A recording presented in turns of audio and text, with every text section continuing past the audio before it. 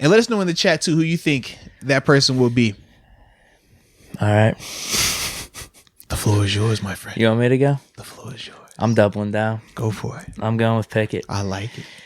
All right, so there's multiple ways you could look at this. One, I think automatically with us drafting him, it raises the level of the quarterback room. Okay. Competition. Did you say it raised the level? Raises the level. So it's like an upgrade in the room? No. From what we've had. You just said it. Nope. I'm talking about. Just said it. I'm talking about what we have. I mean, Ben retired in February. I'm not talking about that. All this same, You're living in the past. Nah, man. Come on, man. Yeah. He go ahead, continue. So, Kenny Pickett is an upgrade to the room. That's the part you just said. Raises the level. No. And here's what I'm saying. No matter if he starts or not, right, the competition increases for sure. Because you even brought up if it's just Mitch and Mason. All right. Even though at the time I was still fine with that because I was like, yeah, we don't really have to draft a quarterback. But now that we have one, all right, we got it. Makes things a little interesting. So whoever wins out of that competition, even if it's not Kenny Pickett, I think his impact will be felt because the guy that wins is really going to have to ball out. That's one. But number two, if Kenny Pickett does win, I think that's going to be very impactful to the locker room. I think it's going to send a message because we drafted him first round. And it's not like he was just given everything on a silver platter. He had to beat Mr. Trubisky, as I already mentioned, number 2 overall pick in the past, and then Mason, who's been in the Steelers system. So I think the people in the locker room are going to gain that much more respect for him, too. He's going to have that kind of leadership cachet of like, they drafted me, and I beat out these two. All right, let's go into this season. I'll lead you guys to the promised land. I'll lead you guys to the playoffs. Okay. I like it. If anything, it reminds me a little bit of Mac Jones last year with the Patriots. Yeah. Because they brought in Cam Newton. I think it was before the draft. I mean, I think they brought him back. Obviously, they brought him in the year prior, but I think they re-signed him. But yet, they still drafted Mac Jones, 15th overall pick. So, if we want to do the comparison, Mac Jones, it's either, all right, if you don't win the job, Cam Newton had to raise his level of play to win it and kind of show like, I belong here. This is why you re-sign me. So that's impact right there. Okay. But if Mac Jones wins, which he did, right? I mean, I thought he led the Patriots pretty good last year. They had a pretty decent season. He ended up making a Pro Bowl, even though it was kind of like a fake Pro Bowl. No, he did good though. Like I thought he was a good leader. He was a good quarterback for their team. So that's why I'm saying Kenny Pickett. I think it's a similar scenario, and I think his impact is already being felt right now. But if things continue, he does win the job, and it's like double the impact. No, I would agree, man. If that is the case, man, without a doubt, it would. All of that would go into the equation right there, man. But for me, man, I'm stuck between two guys. Impact. Okay, hold on. Impact. And the two guys I'm stuck with. Can I guess? Go ahead, yeah. It's got to be the two receivers. One of those guys.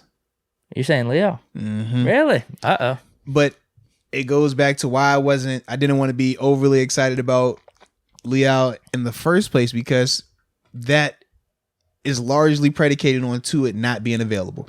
And to me, I need my dog out there. I want to see my dog back out there, balling, doing what he loves, doing what he can do at a high level. But I'm very concerned about it, though, man. And that's why, for me, it's like I could see the scenario where DeMarvin is the guy. And I do feel athletically he is an upgrade over the guys that we currently have in-house. I do feel like in terms of just overall skill as a pass rusher, I think that he is going to be a better version of what we have in this house. And I think that as a whole, the consistency in the run game, that will improve for him. The more he's doing it, and especially once he gets accustomed just filling out that frame, to me, he's the one where I'm just like, as soon as we picked him, I was hyped. I'm like, yo, he looks like my guy. He looked like him. Rush like, I done seen to with that spin move, like, to stop that spin move, bro. That only work on them big boys. You ain't doing that out here on this edge, man. But that's what we'd always joke about. And as soon as I seen the spin, I'm like, bro, that's him. So that's why, to me, I'm stuck on one part with him being the impactful guy, because I could very well see a scenario where he is going to play a lot as a young guy, as a rookie. But then the other was Pickens. And the reason I went Pickens and not the quarter and not the upgrade or the +1 in terms of Kenny. I'm not liking this. Don't make a hat for that. Don't make a hat for that. But in all seriousness, the reason why I couldn't put Kenny up there over George to me was, I still, like I said earlier, I think that Kenny's competition is the most legit and the most where it could go right, left. Like, if Mason is beating both of those, I would not surprise. If Mitch won, it would not surprise me. If Kenny won, it would not surprise me. You wouldn't be surprised about Mason? A little bit. Honestly, a little bit. No. I wouldn't, bro. I'm telling you, bro, I would not. The only thing that would surprise me is that, man, he did it with all the people, talking crazy about him. But you watch his play, it's nothing about Mason that I'm going to sit here and be like, that's why he can't be a starter. That's why he can't be a starter. I can't do that if I'm going to keep that same energy for the other two guys. So that's why for me, it's like, I would not be surprised. He's been in the system already. I don't know if he's a Canada guy, but he's been in the system. So he has a leg up in terms of just the comfort, and he's already played with these receivers as well. He's familiar with Deontay. He's familiar with Chase. There isn't a filling out or a learning period. Whereas with Mitch, he's still going to have to get that done. Remember, Deontay hasn't been there. He wasn't working out with those guys. So it's not a negative, but at the same time, when I'm thinking about it, I'm like, why would I be surprised if when they come into training camp and it's like, oh, Mason won, it's like, okay, well, he knows him. He works with him. This guy wasn't here. So when he came back, y'all didn't really know how to work with him, but he did. All right, cool. Deontay, the X factor in the QB competition. I ain't going that far, man. But in all seriousness, though, it's just like, he doesn't have a rapport with those other two guys. He has a rapport with Mason. He's worked with Mason before. That's all. How good is that rapport is the question. Oh, yeah. Time will tell. Because, his rookie year, he was all right. Deontay had 500-600 yards receiving. Not terrible. Right. But a portion of those came from Duck, though, no? I don't remember off the top of my head. I think some of his better games were with Mason. Yeah, because I know Mason hit him early in that Niners game. That's when we really started to see, oh, who is this kid? Yeah, Duck had some good ones to James Washington, if anything, which was weird because we thought it was going to be Mason and James Washington. Yeah. But when Duck came in, he was just slinging them out. I think it was the duck hunting connection or something. Yeah, had to be something like that, man. So you're going Pickens? Yes. Yeah, for me, man, I just think that, as I said earlier, man, Pickens they're going to find a way to get him on the field. Even if he's not in a starting role, they're going to utilize him. And we know receivers, they can rotate those guys in.